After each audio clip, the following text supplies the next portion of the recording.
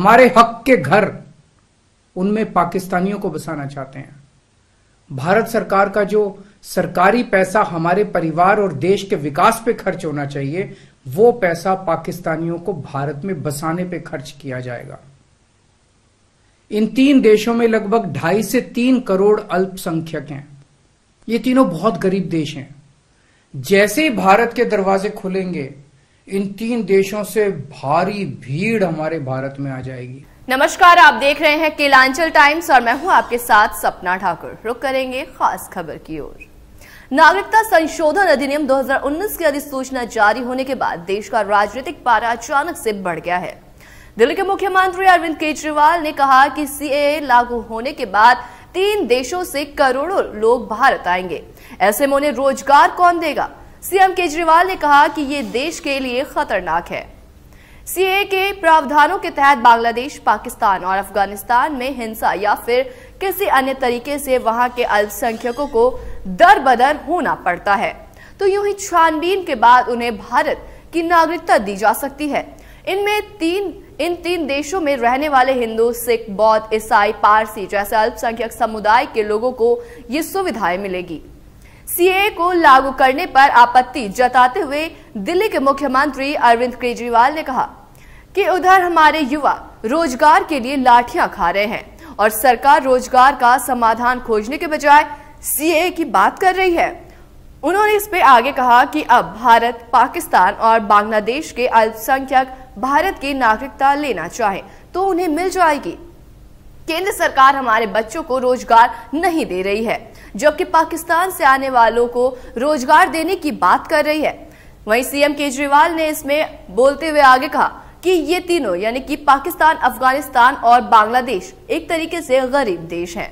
जैसे ही भारत के दरवाजे खुलेंगे और भारी भीड़ भारत में आ जाएगी।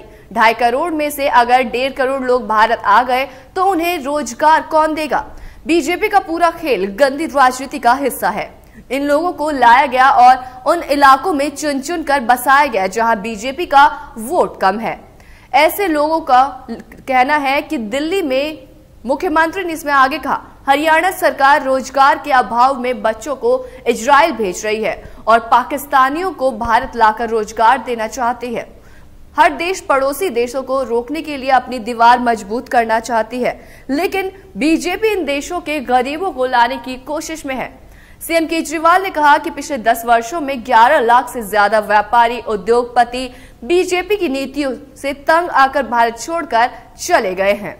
ये रोजगार देते थे, लाना है तो इन्हें लाइए ताकि वो रोजगार दे सके।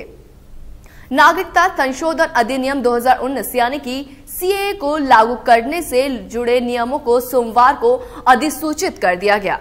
सीएए पाकिस्तान, बांग्लादेश और साथ ही अफगानिस्तान के आए हुए लोगों के लिए है। यहां से आए बिना दस्तावेज वाले गैर मुस्लिम प्रवासियों को नागरिकता देने के लिए है। सीएए के नियम जारी होने के बाद अब मोदी सरकार 31 दिसंबर 2014 तक भारत आए बांग्लादेश, पाकिस्तान और अफगानिस्तान के प्रताड़ित गैर मुस्लिम प्रवासियों जैसे कि हिंदू, सिख, जैन, बौद्ध, पारसी और ईसाई को भारतीय नागरिकता देना शुरू कर देगी। नागरिकता संशोधन कानून को केंद्र सरकार ने वर्ष 2019 में संसद में पास किया था। इस बिल का उद्देश्य पाकिस्तान, बांग्लादेश और अफगानिस्तान से आए 6 समुदाय हिंदू, ईसाई, सिख, जैन और बौद्ध और साथ ही पारसी के शरणार्थियों को भारत की नागरिकता देना है। वैसे इस बिल में मुस्लिम समुदाय को शामिल नहीं करने पर कई राजनीतिक पार्टियों द्वारा विरोध भी किया जाता रहा है। कल भाजपा की केंद्र सरकार ने सीए लागू करने का नोटिफिकेशन जारी किया है। 10 साल देश पे राज करने के बाद ऐन चुनाव के पहले इन लोगों को सीए की बात करनी पड़ रही है। अगर 10 साल में कुछ अच्छा काम कर लेते तो शायद आज सीए की जगह अपने कामों पे वोट मांग रहे होते। आज देश के सामने सबसे बड़ी समस्या महंगाई और बेरोजगारी की है। किसी को भी घर चलाना मुश्किल हो रहा है, इतनी ज़्यादा महंगाई हो गई है, कमर तोड़ महंगाई हो रही है। उधर हमारे युवा दर दर की ठोकरें खा रहे हैं रोजगार के लिए, उनके ऊपर डंडे लाठियां बरसाई जा रही हैं। ऐसे में सरकार बेरोजगारी और महंगाई का समाधान ढूंढने की बजाय सीए की बात कर रही है, तो ये बड़े दुख की बात है। ये सीए आखिर है क्या? बीजेपी की केंद्र सरकार का कहना है कि 3 देश, बांग्लादेश, पाकिस्तान और अफगानिस्तान, इन 3 देशों के अल्पसंख्यक जो हैं वो अगर भारत की नागरिकता लेना चाहें तो उन्हें भारत की नागरिकता दे दी जाएगी। इसका मतलब बड़ी संख्या में यहाँ से अल्पसंख्यकों को हमारे देश में लाया जाएगा, उनको रोजगार दिए जाएंगे, उनके लिए घर बनाए जाएंगे, उनको यहाँ बसाया जाएगा। अजीब बात है ना। बीजेपी की केंद्र सरकार से हमारे बच्चों को रोजगार दिए नहीं जा रहे, पाकिस्तान से लोगों को लाके उनके बच्चों को रोजगार देना चाहते हैं। हमारे लोगों के पास तो घर नहीं है, भारत के तो ढेरों लोग बेघर हैं, लेकिन बीजेपी वाले पाकिस्तान से लोगों को लाके उन्हें भारत में बसाना चाहते हैं, उनको घर देना चाहते हैं। हमारे रोजगार उनके बच्चों को देना चाहते हैं, हमारे हक के घर उनमें पाकिस्तानियों को बसाना चाहते हैं। भारत सरकार का जो सरकारी पैसा हमारे परिवार और देश के विकास पे खर्च होना चाहिए, वो पैसा पाकिस्तानियों को भारत में बसाने पे खर्च किया जाएगा।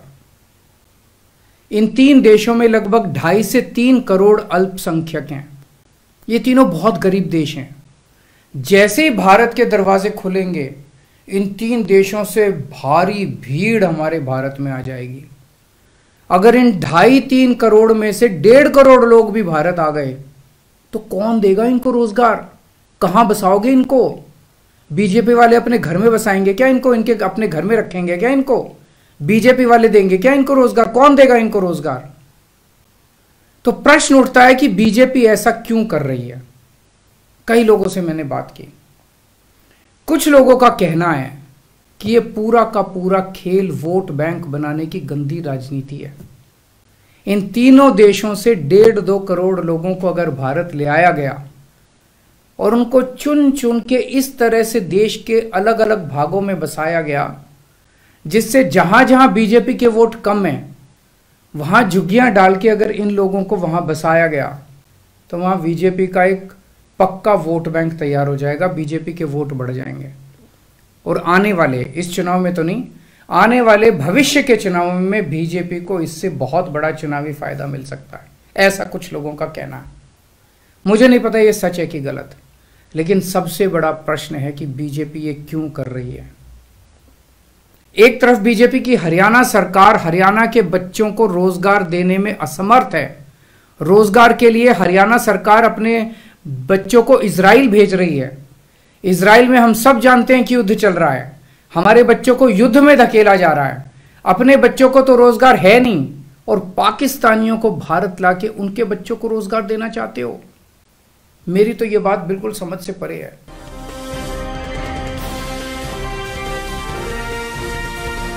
केलांचल टाइम्स, हर खबर पर हमारी नजर।